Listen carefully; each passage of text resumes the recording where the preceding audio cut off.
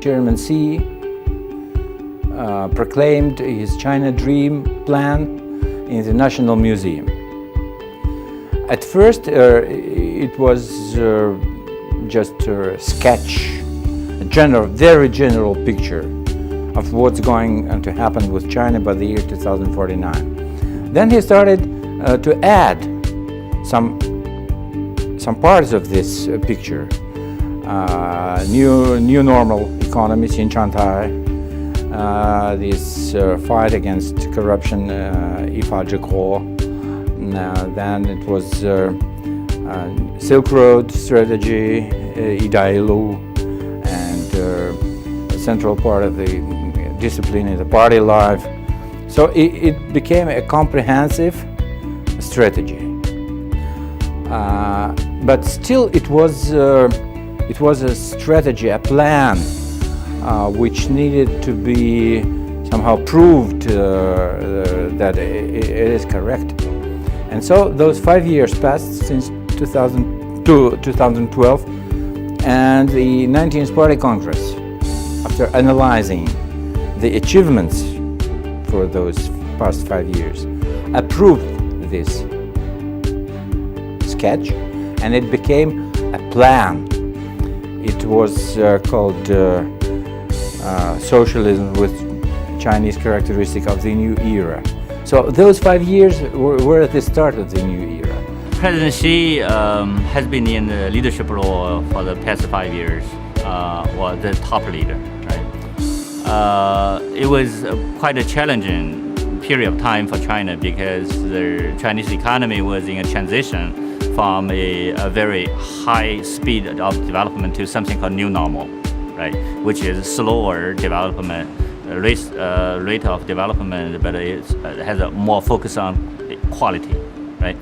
And the second initiative he took was really in this anti-corruption thing. And the third thing, from our perspective, is really the One Belt One Road initiative. So we think that he has done a lot, achieved a lot in these three areas. The transition was not easy to new normal, but at this point, you see the Chinese economy there is no something called hard landing, right? The economy was very well still on the right track. The anti-corruption, you see that there is a major change in the government side.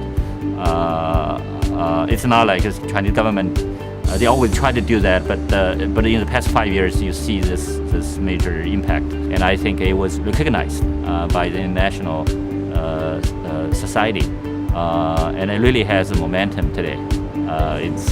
It's a major achievement. So moving forward, after the 19th Party Congress, I think the leadership will be probably in a stronger position to really work on something called a structural reform, because it's not just about near term, it's about long term.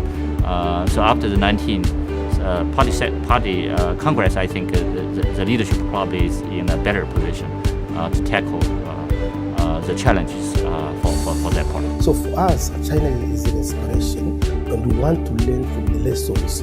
How come that these countries, which were at the same level with Africa at independence, they have been able to perform that wonderfully well? Africa, when you look at what we call infrastructure gap, is the highest in the world.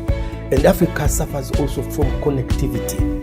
And if then we have something like a Belt and Road Initiative, definitely it would reduce some of our problem, and definitely it will go a long way ensuring that we have put in place the infrastructure in terms of road, railways, etc. So my advice is for those who are lagging behind, it's high time now they should try also to craft, to put in place a strategy of engagement with Chinese, so that at the end of the day, we can align the Chinese FDI, the Chinese aid to our development agenda, so that in a very near future, we'll be able to exit from poverty, we'll be able to industrialize.